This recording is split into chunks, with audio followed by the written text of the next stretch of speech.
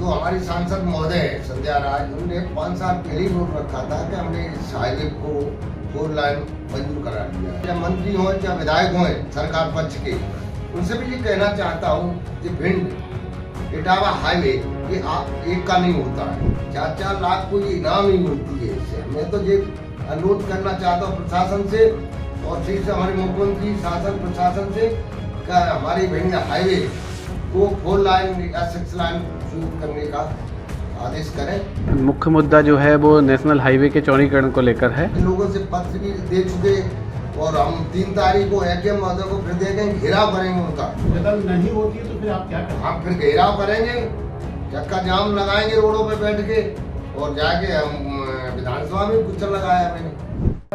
हम अभी बैठे हुए हैं गोहद में, जहां पर गोहद के विधायक केशव देसाई ने लगातार स्थानीय प्रशासन और राज्य शासन को पत्र लिखे हैं। पत्र के माध्यम से उन्होंने अवगत कराया है कि नेशनल हाईवे 719 को 4 लेन या 6 लेन कराई जाए।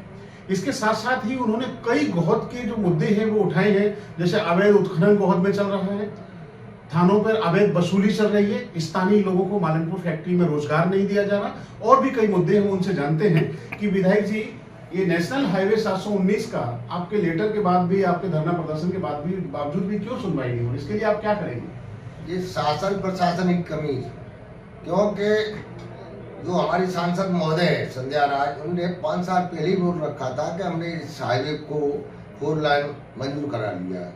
अभी तक कोई मंजूर नहीं हुआ है, 6 साल होने को ही, और इनमें भूमि पूजन कल परसों के दिन हुआ है।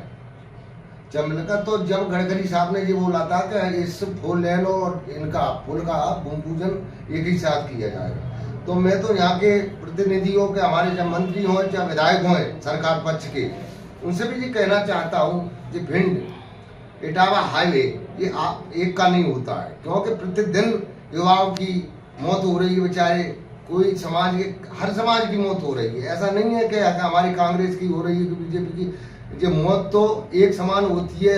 इसमें सबका दुख होता है और दुख प्रकट करने के लिए हम मौजूद ही पहुंचते हैं। अभी हमारी गांधीनगर भवानीपुरा भिंड में कम से कम 9 लोगों की मृत्यु हुई, उसमें हम मौजूद पहुंचे। और प्रशासन से भी मैंने कही है, इन्होंने 4-4 लाख की घोषणा है कि कोई ये 4 लाख कोई इनाम नहीं होती है, 4 लाख कोई इनाम नहीं होती है इससे। मैं तो ये अनुरोध करना चाहता हूँ प्रशासन से और फिर से हमारे मुख्यमंत्री शासन प्रशासन से कि हमारी भिंड हाईवे को 4 लाइन या 6 लाइन शुरू करने का आदेश करें। जब नहीं होती है तो फिर आप क्या करेंगे? हम फिर घेराव करेंगे, चक्का जाम लगाएंगे रोडों पे बैठ के और जाके हम विधानसभा में कुचल लगाया मैंने। आपने दूसरा आरोप लगाया है कि गोहद विधानसभा में लगातार अवैध उत्खनन हो रहा है, चाहे बंकीपुरा हो या डांग हो या बड़ागर हो, इसको लेकर आप क्या करें? हमारा ये कहना है कि तो प्रशासन की मिली भगत से हो रहा है। खनिज विभाग है, बार बार हम लेटर लिख रहे हैं, तो इनका लीड हुई है, उनकी जो मंजूर हुई है वो तो ठीक करा रहे हैं, इनकी लीड खत्म हो गई है, इनकी कार्यकाल पूरा खत्म हो गया। तो सरेआम में अवैध में खदान चला रहे हैं, क्रेशर उनके चल रहे तना के, हमने वीडियो बनाई है, कलेक्टर साहब को भी हमने लेटर लिखा है, उसके बाद भी बिल्कुल तानाशाही चल रही है।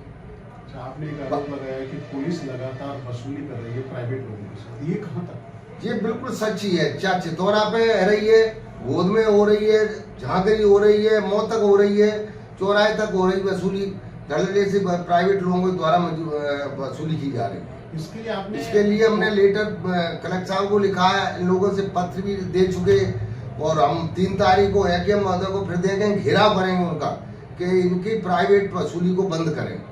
क्योंकि इसके लिए ये घटना जो घट रही है ये डंपरों द्वारा घटी जाती है।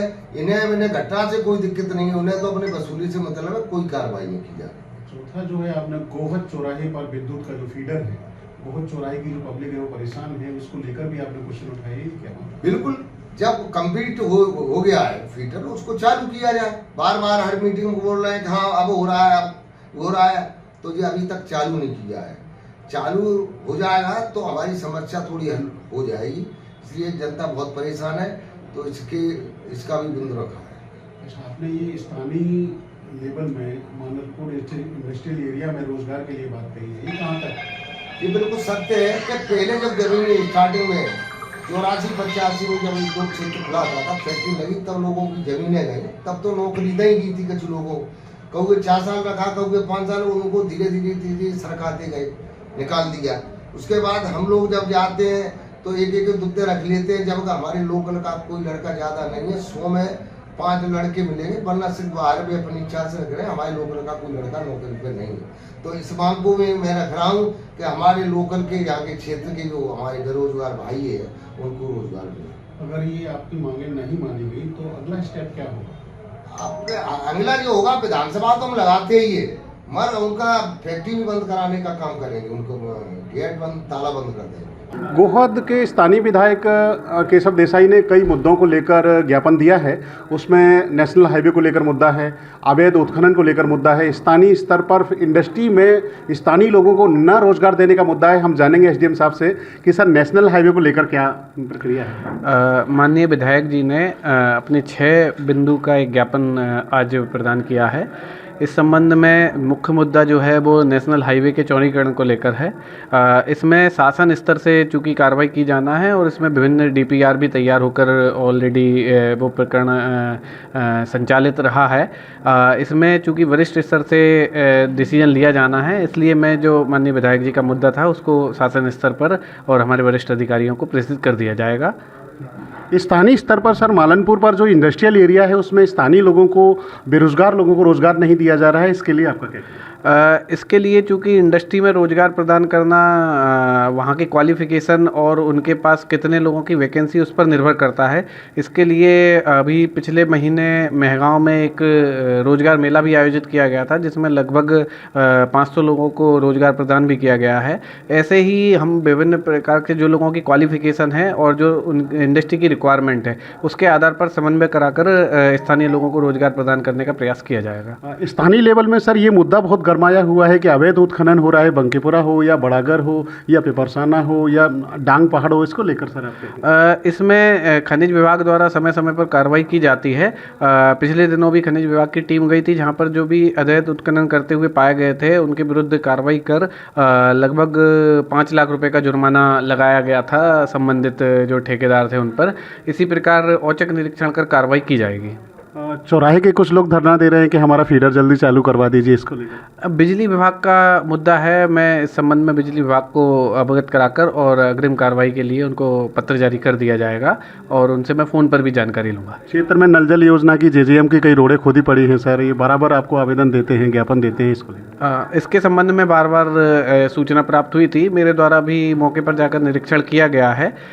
इसमें जो मेन बाज़ार का जो नल जल योजना की जो कंपनी है उनके द्वारा पाइप बिछाने के लिए जो गड्ढा खोदा गया था उसके रिस्टोरेशन के लिए उनको निर्देशित किया गया है और पुनः उसमें अच्छे कार्य हो और ठीक से रिस्टोरेशन हो जाए, इसलिए उनको पत्र लिखा जाएगा। तो ये थे मेरे साथ गोहद एसडीएम पराग जैन जी। इन्होंने विधायक जी ने जो ज्ञापन दिया है सभी बिंदुओं पर अपनी खुलकर बात रखी। उन्होंने कहा कि अवैध उत्खनन का जहाँ तक मामला है तो पूर्व में उन पर 5 लाख का जुर्माना भी लगाया गया है। नल जल योजना का मामला है या स्थानीय स्तर पर फीडर चालू करने का मामला है, अब देखना ये होगा कि आगे की कार्रवाई क्या होगी। IBC 24 के लिए विनोद अर्गल, भिंड।